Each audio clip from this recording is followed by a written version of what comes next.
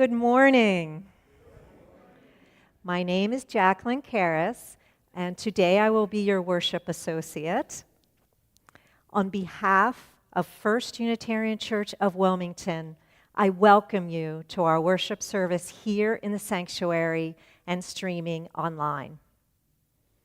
Arrive and feel safe and accepted here. No matter your race, how you identify, whether you're feeling social or more reserved today, and no matter where you are on your faith journey, you are welcome here. If you are new to First U and would like to learn more, please check out our website at firstuuwilm.org. And now, let us prepare our hearts and minds for worship.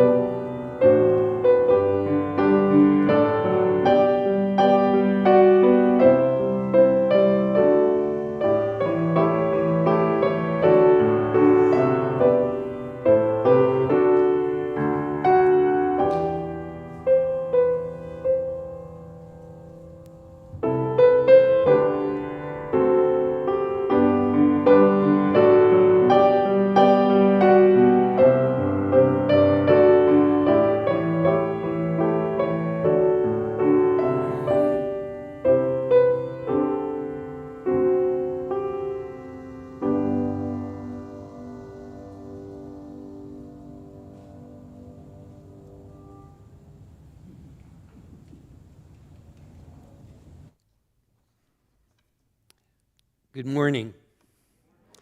I'm the Reverend Larry Piers, minister here at First Unitarian Church of Wilmington. And it's great to see you on this summer day, which is officially perhaps one of our last summer services because next Sunday we have our in-gathering service, which launches our new congregation year. So glad that you could be with us this week. Our call to worship is taken from a piece by Carl Sandburg entitled Find Time.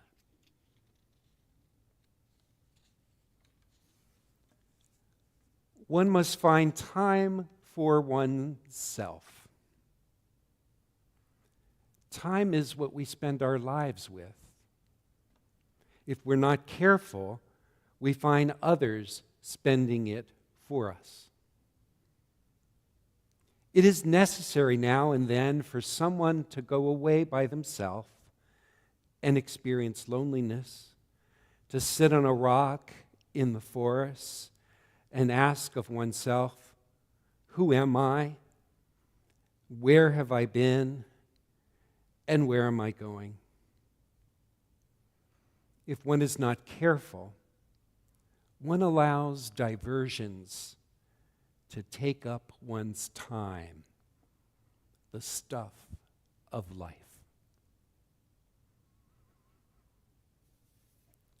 So let us spend this time as a pleasant diversion and engagement with life itself as we gather to worship.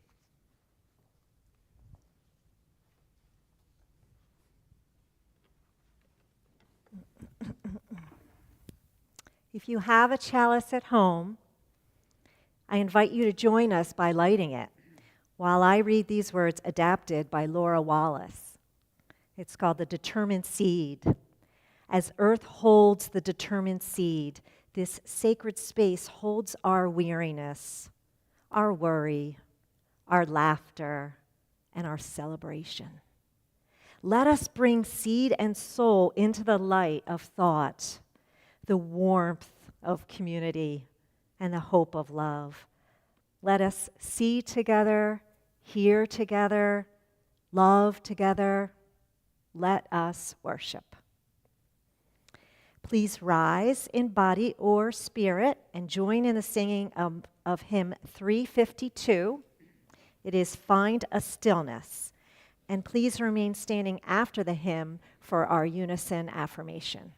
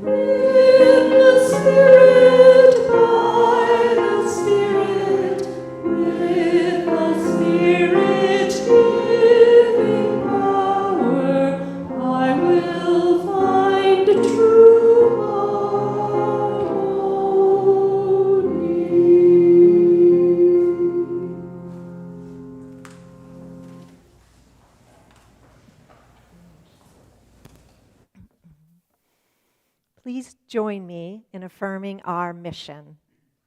First Unitarian Church of Wilmington is a beloved community that nourishes minds and spirits fights injustice, and transforms the world through loving action.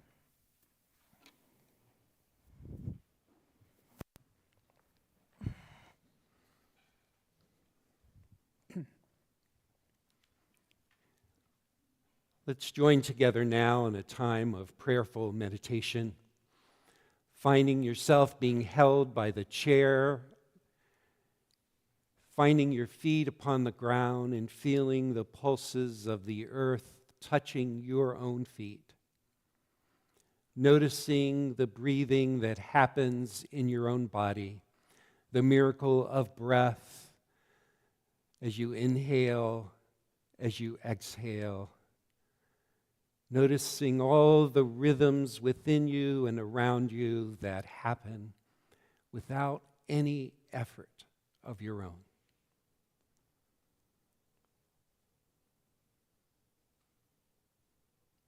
Be still.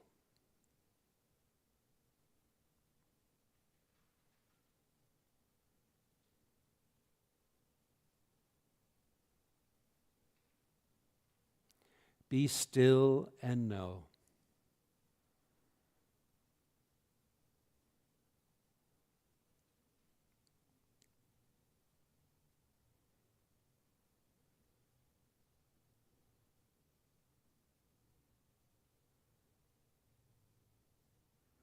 Be still and know that.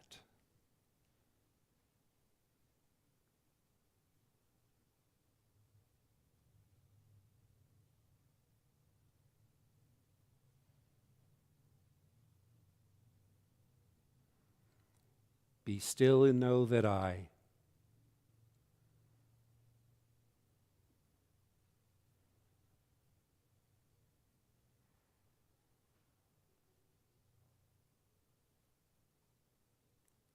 Be still and know that I am.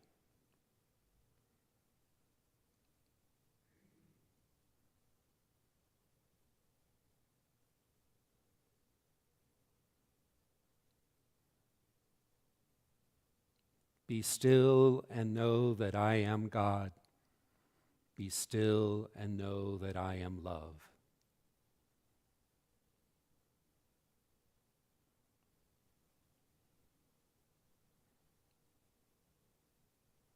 Let's continue this time of stillness in a time of shared silence together.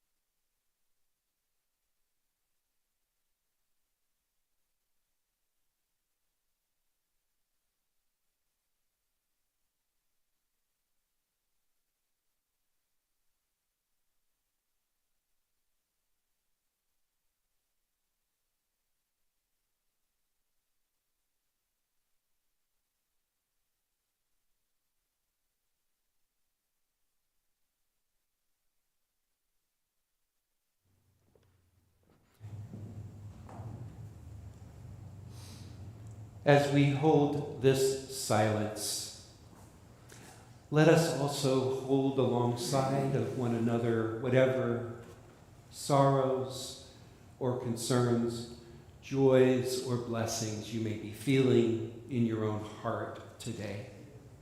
So let's pause first to just pay attention to what it is that we are holding in our own heart. And then I'll invite you in a moment to share those who would like to aloud in this room or online. But first, let's begin by attending to our own heart.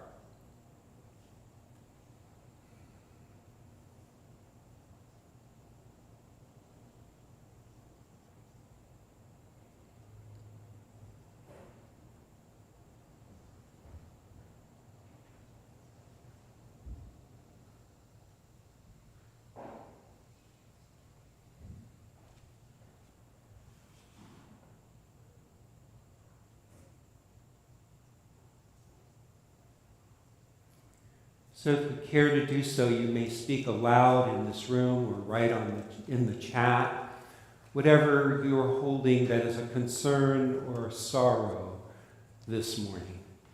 Speak aloud in this room if you care to do so.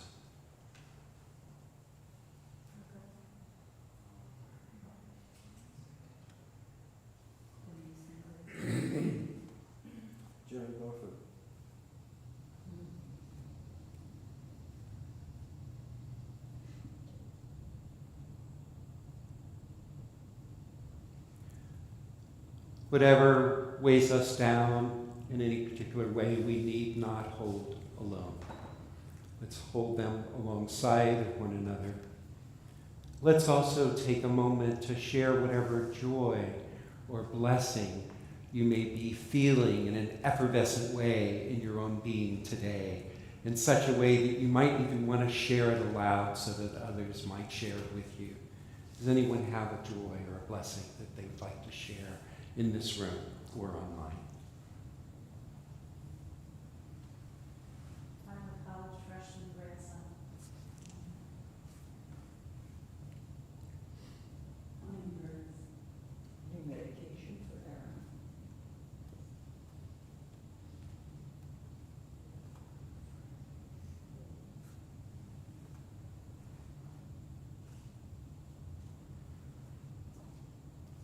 Your joys can be our joys too.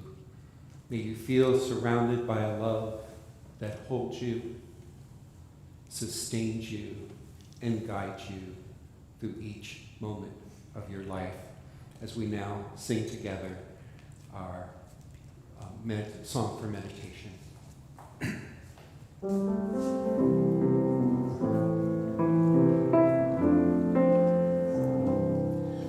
When I breathe in, I'll breathe in peace.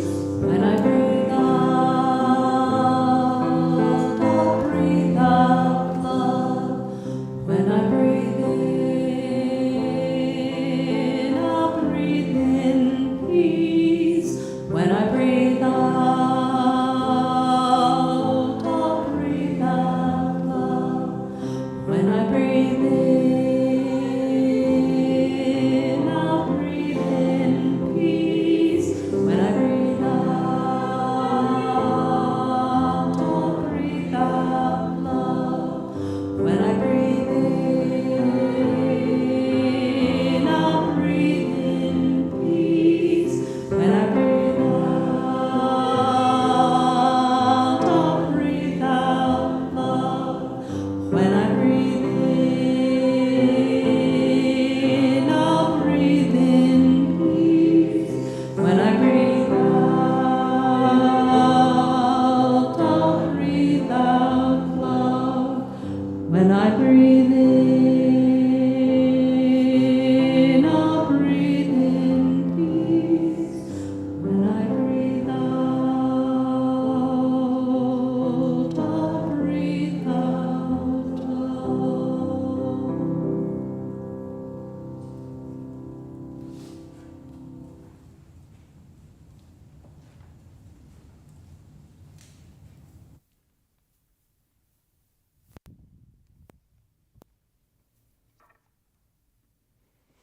Thank you, Kathy and Rebecca, for leading us in that beautiful music.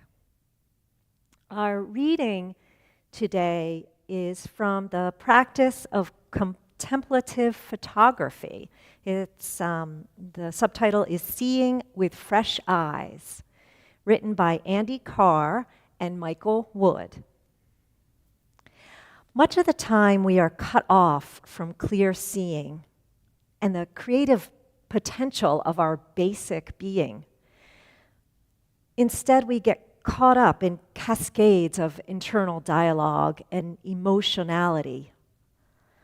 Immersed in thought, daydreams, and projections, we fabricate our personal versions of the world and dwell within them like silkworms in cocoons, instead of appreciating the raindrops on the window.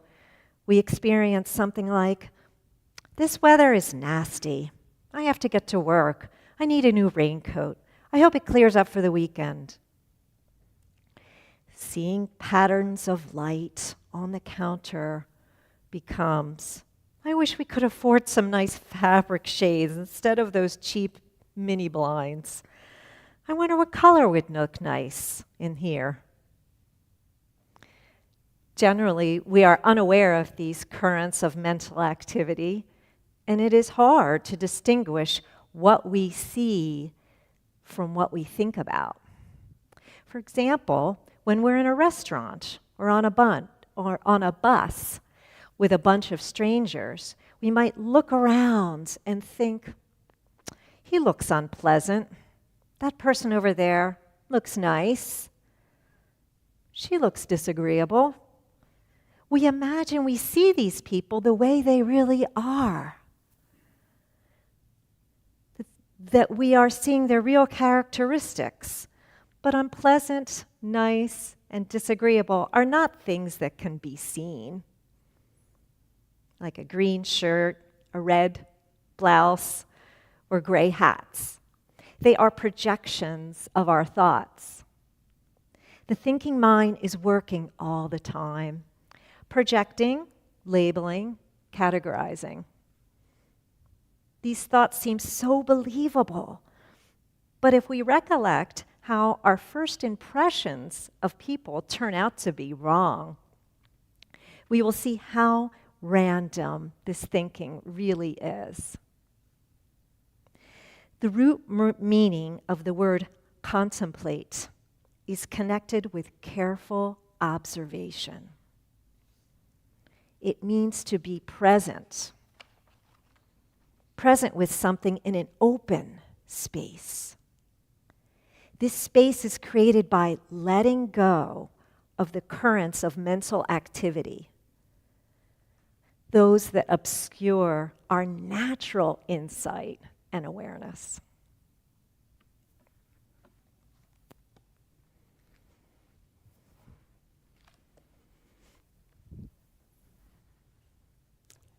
Thank you, Jacqueline.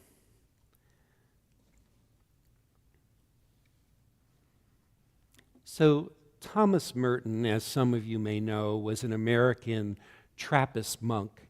He was a writer, he was a theologian, he was a poet, a social activist, and a scholar of comparative religion. He lived from 1915 to 1968. He wrote about 50 books, which provided both a window on the world of the monastic life, but perhaps more importantly for the contemporary world in which he lived, because he was a social activist, Merton provided perspectives on some of the critical issues of his time: the civil rights movement and racism, the tragedies of war, the depersonalization of the poor, and the promise of interfaith understanding and cooperation. His writings appealed to both Christians and non-Christians, to the religious and the not-so-religious. I was reminded recently that Merton was also a photographer. I came across this story that when Merton was out in the woods once with a young friend, Ron Sates, both with their cameras, Merton reprimanded his friend severely for the speed at which he approached things. He told him to stop looking and to begin seeing. Because looking means that you already have something in mind for your eye to find. You've set out in search of your desired object and have closed off everything else presenting itself to you along the way. But seeing is being open and receptive to what comes to the eye. Now, you've probably made the connection already between Merton's reprimand to stop looking and to begin seeing and this analysis that was provided in the reading, the practice of contemplative photography.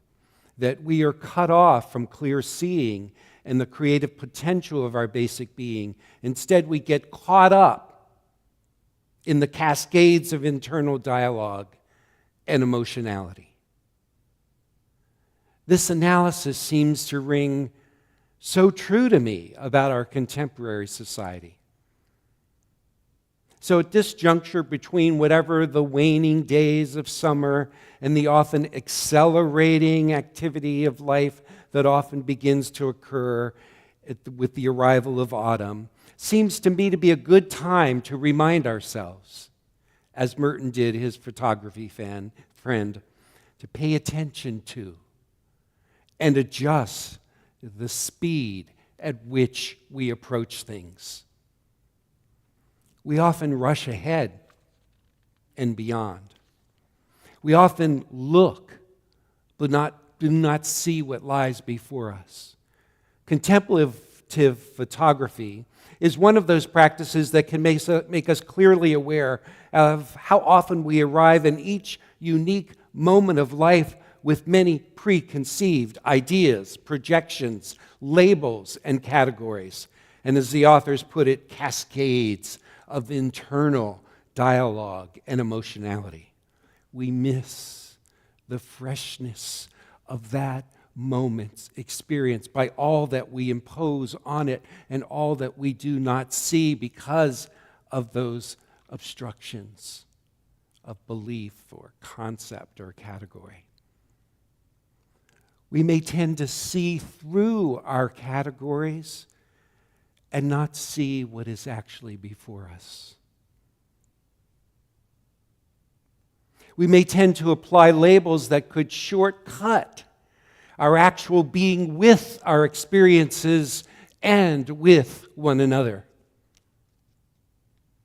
We may tend to capture moments on our smartphone, but fail to really inhabit those moments. Is this making sense to you? Yes? No? Okay. If you have ever tried some of the practices of contemplative photography, it is a slowing down process for sure. It is a practice of aligning the I with the mind. More than that, it is an immersion process that not only allows you to truly see what lies before you, but also to see yourself. To recognize indeed that our thinking mind is working all the time, projecting, labeling, categorizing.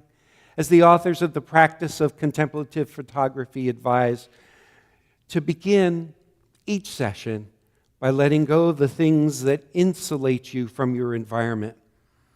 This might include unplugging yourself from the internet, taking off the headphones or earbuds, turning off the cell phone calls.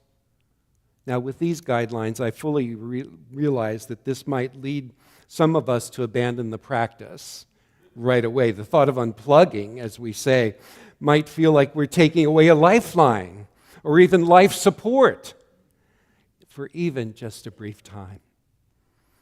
How rare it is for us to encounter the freshness of our experience without all the ways that we pretend we're actually connected.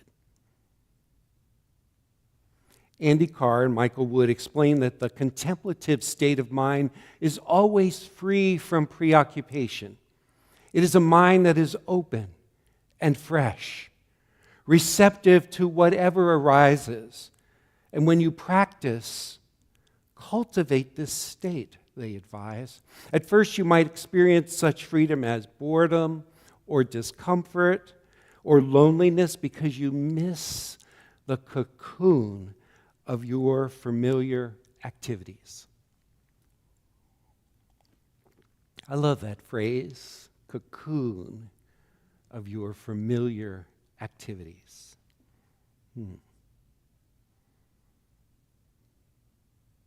For those of us who've practiced or attempted to practice meditation, there might be something familiar in what we've been saying about contemplative photography. We have our own version of this encounter with our own preemptive lenses, our predispositions, and our consistent ramblings that can take us outside of our experiences of the present moment rather than deeply into them. You may recognize yourself in this story of a very seasoned, practiced meditator, Karr and Michael Wood, who writes, "When I sit on my meditation cushion, I become vividly aware of how easily my mind becomes distracted.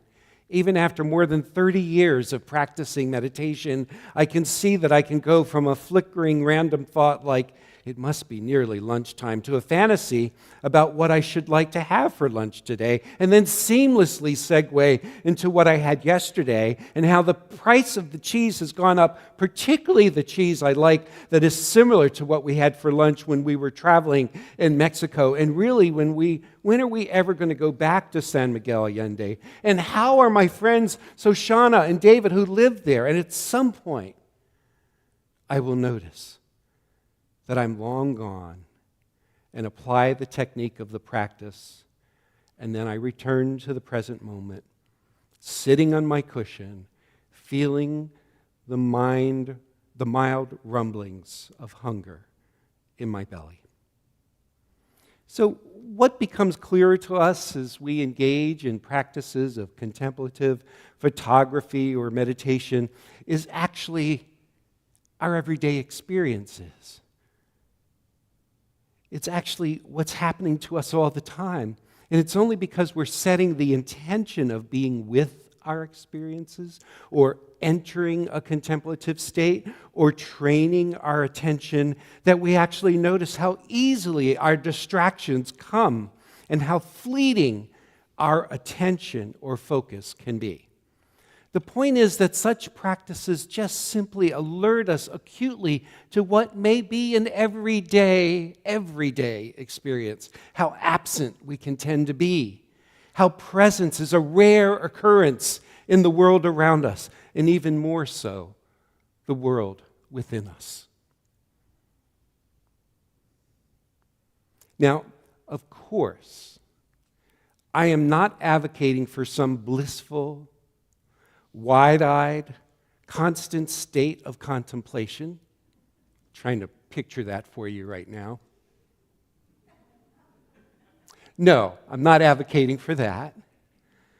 But when I ponder this definition given of contemplation by the authors of the Practice of Contemplative Photography, I get some new insights. The root meaning of the word contemplate, as you heard, is connected with careful observation. It means to be present with something in an open space. This space is created by letting go of the currents of mental activity that obscure our natural insight and awareness. I want to cherish those rare and fleeting experiences of natural insight and awareness when they occur.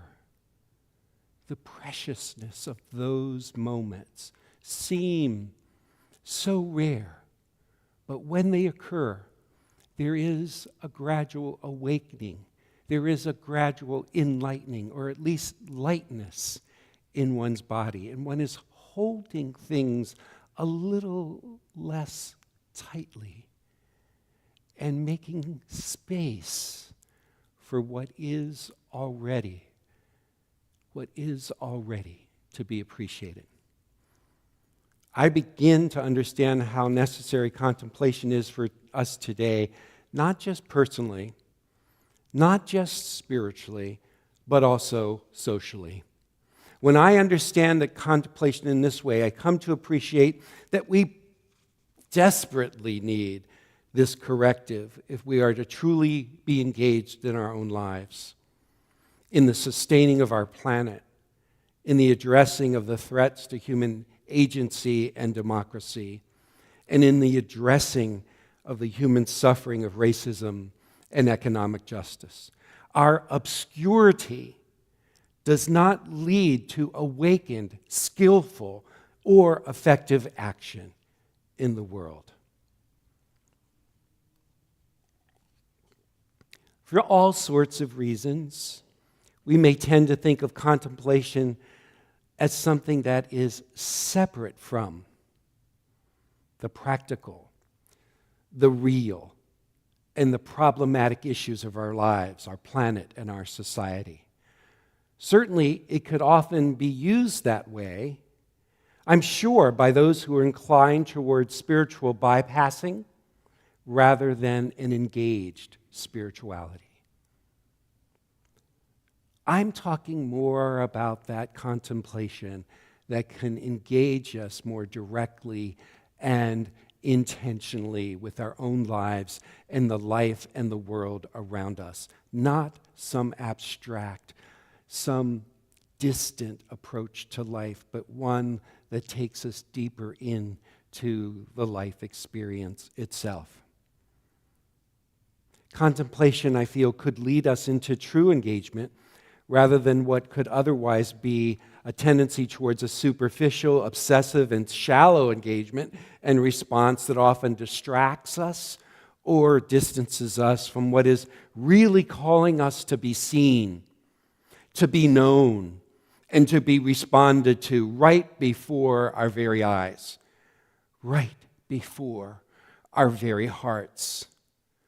I believe that we need to cultivate this steadying presence in the midst of the whirlwind of all that seeks to distract us or put us in a constant state of disarray and discouragement, so that we can actually be available to respond. Now, given that, let's face it, contemplation takes work. It takes work. It's a different kind of work, but it takes work to be able to be available in the way that I'm speaking to right now. We may need to cultivate and to practice contemplation individually and collectively if we are actually to be led to skillful, meaningful action. We may need to disengage in order to re-engage with purpose and intentionality. Deeper compassion may arise from truly observing and noticing what is needed, rather than a series of peripatetic actions that could lose their impact along the way. The Zen teacher, Eihai Dojin Zenjik, says, "In the mundane, nothing is sacred. In the sacredness, nothing is mundane." You're going to wonder, following this sermon, what was that statement by that Zen teacher? So let's say it again after me, okay? In the mundane, nothing is sacred. In sacredness, nothing is mundane. Now let's try it one more time. In the mundane, in sacredness. Great. There will be a pop quiz. But really what I think the teaching is one that we often forget, because we often create artificial divisions in our experiences using the categories we've made up. We may feel divided within ourselves then as well. If we divide our experiences into the imposed categories of mundane and sacred, or contemplation and action, or spirituality and social action, we may miss how one drives and influences, impacts the other. They're not divided except in our own minds. But to find the connection between these, which we often separate and distinguish from one another, helps diminishes their power in our own lives. Likewise, we need to find a centering place within ourselves in the midst of the divisions that we have made up. Rather than scramble with our own internal gear shift from fight to flight or freeze, we may find a way to take a contemplative perspective that recenters not just our perceptions, but also our activities. I would call that centering place neutral, you staying with that gear shift analogy, but I think it's more than being in neutral. It's really being attentive, being awake, being aware. So religions have had these practices of contemplation, even when they have not emphasized them.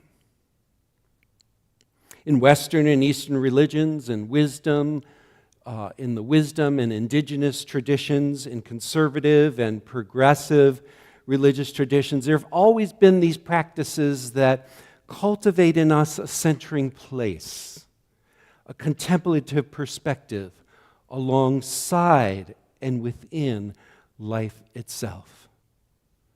We may be drawn to rediscover these practices even more so now because we desperately need them in the midst of the tides and torrents of reactivity that are all around us from so many different places. Contemporary neuroscientists are helping us to understand the brain correlates to these experiences of awareness and centering. It's much more than I can get into right now that I was very tempted, so I just crossed those out in my...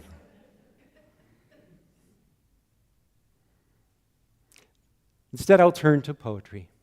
The poet Rumi calls us to this place of centering in the poem A Great Wagon. Some of you know this.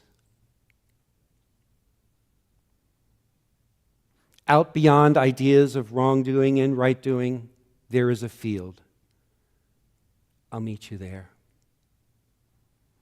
When the soul lies down in that grass, the world is too full to talk about.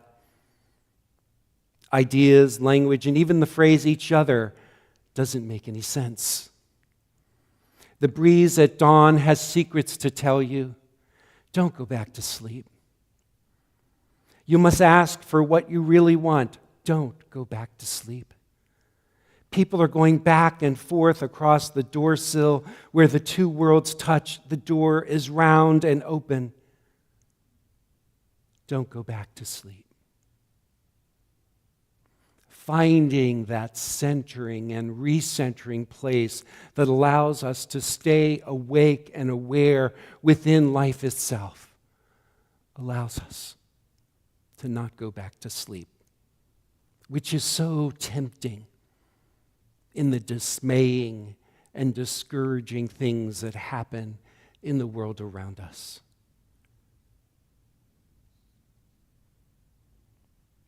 I had a recent interaction a few weeks ago with a minister colleague as we were emerging out of our summer vacations and that summer vacation mode into the new church year. He began by anticipating what lies ahead of us right now.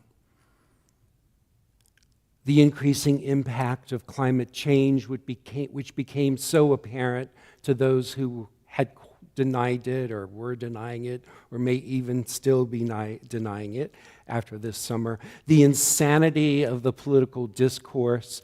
Oh, that's not his phrase, but my own optimism that in the midst of whatever is happening, there's actually some discourse there trying to happen. That post-COVID, the discouragement that sometimes the post-COVID religion for many has become like a convenience store that people drop in to pick up a few things now and then. Now that is beginning to sound more like me. So anyway, we had this conversation, and I can't recall where my comments ended and where his began, okay? So my colleague did say something like this. People expect ministers to speak to it all. And he said, when I think about it, and that demand, I'm already exhausted.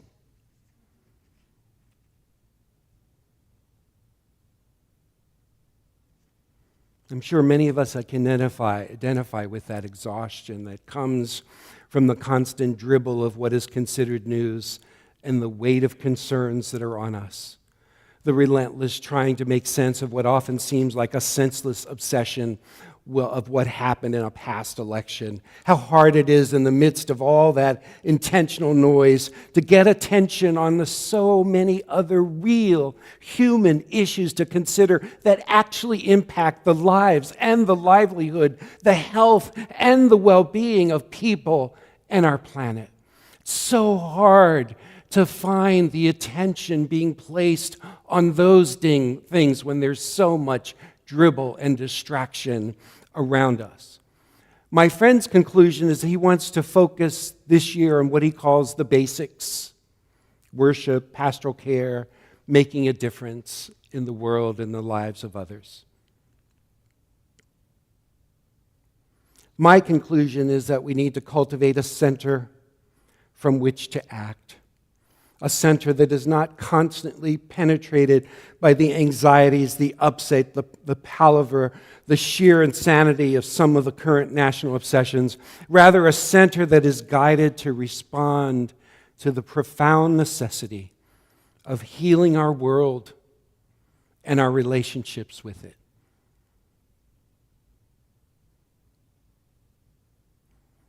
So I'm led to these verses by William Blake.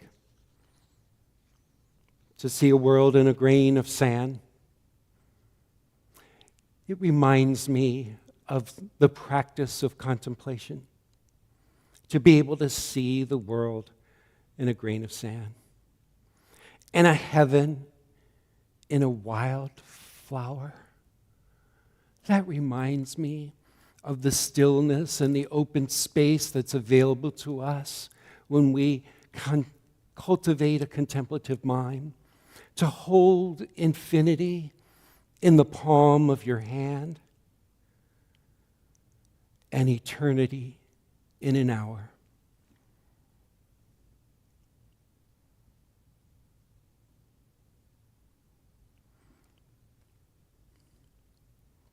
This may seem elusive. It may seem impractical. It may seem unnecessary. But what I'm saying to you this morning is that I feel it's absolutely necessary for us to cultivate this sense of the world around us and the awakenedness within ourselves to be able to perceive what is within each experience. One commentator on the poem says, unfortunately, most of us don't know how to hold eternity in the palm of our hands. In fact, most of us feel lucky if we can just hold it together until the end of the day. Can I hear an amen? I thought so. The problem, of course, is that mostly we've lost our minds, he says, literally. Our attention is endlessly lost in the endless blur of appointments, to-do list, worry, concern, and agitation that makes up modern life. He asks, can we really see the universe in a grain of sand? And he says, the answer, I believe, is yes. In fact, I'm sure the answer is yes. The connection between the everyday reality we experience and the boundless landscapes of cosmic beauty, inspiration, and joy is actually so close, so present for us. It's there in the dust on your car and the mess on your desk and the swirling water in your sink. How do I know this, he asked? Because I am a scientist, damn it. And I know that science, under all its theories, equations, experiments, and data, is really trying to teach us to see the sacred in the mundane and the profound in the prosaic. So that's my wish for us, is that we find a centering place in the flurry of our own lives, in the whirlwind of all that is around us individually and collectively. And from that place, we can really see and look at what is happening and respond in a skillful, compassionate way to what needs our attention, what needs our compassion. That's my hope. Amen.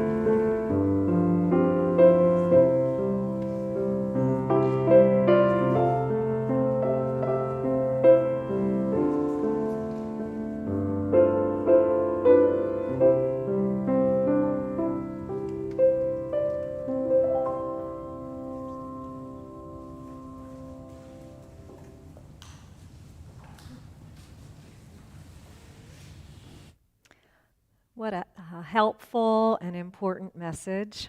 Thank you, Reverend Larry. This stewardship moment is the time for each of us to reflect, perhaps contemplate, on the importance of this church in our lives. Maybe just feel it, right? And just start with that. The importance of this church in our lives, as well as recognize the importance of your financial support in keeping it going. Reflecting on this service ahead of time, I found myself pausing, and I looked over at my to-do list, which is right next to the computer. It's pretty messy list, and it's ever present. And I added some reminders. Take a walk. Then I'd get distracted. Then later I'm like, meditate. And then later I put a little yellow highlight. Being part of this church helps me maintain the health and groundedness that I hope to embody. How does this place, our church, our congregation, how does it enliven you? How does it coach you, remind you, and support you?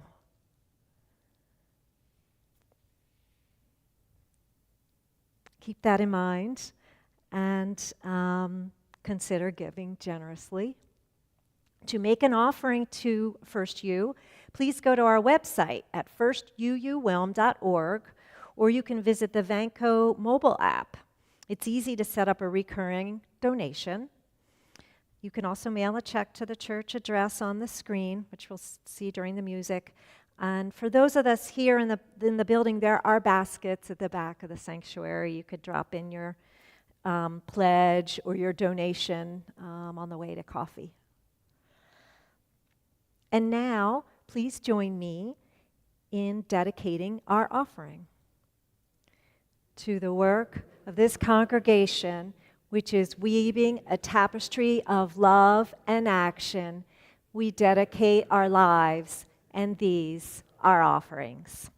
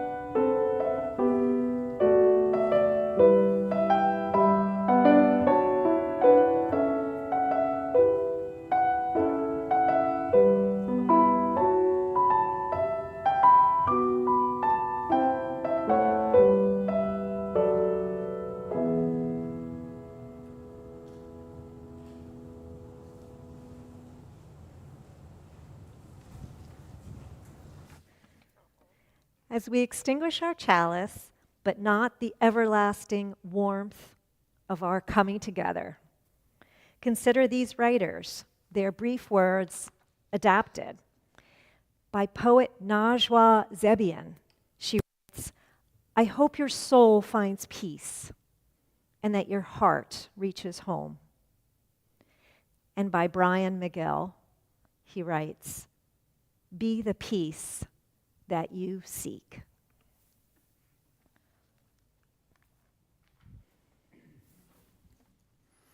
So following this benediction, I invite you to greet one another. Greet those you already know or think you know. Greet those who may be newcomers today. But even more than that, extend a broad and generous welcome to one another. Following the benediction, we'll also sing the hymn, When the Spirit Says Do. You'll see the words on the screen. These words were written by Theodore Parker, who was an avid abolitionist during his time. He was a minister in the Boston area. He was also one of the transcendentalists. So he found an interesting way to blend the spiritual and his commitment to social action. He writes, "Be ours a religion which, like sunshine, goes everywhere. Its temple, all space. Its shrine, the good heart. Its creed, all truth. Its ritual, works of love. Its profession of faith, divine living." So may it be, so may we live these words this week. Let's join together in the closing hymn, 1024, When the Spirit Says Do.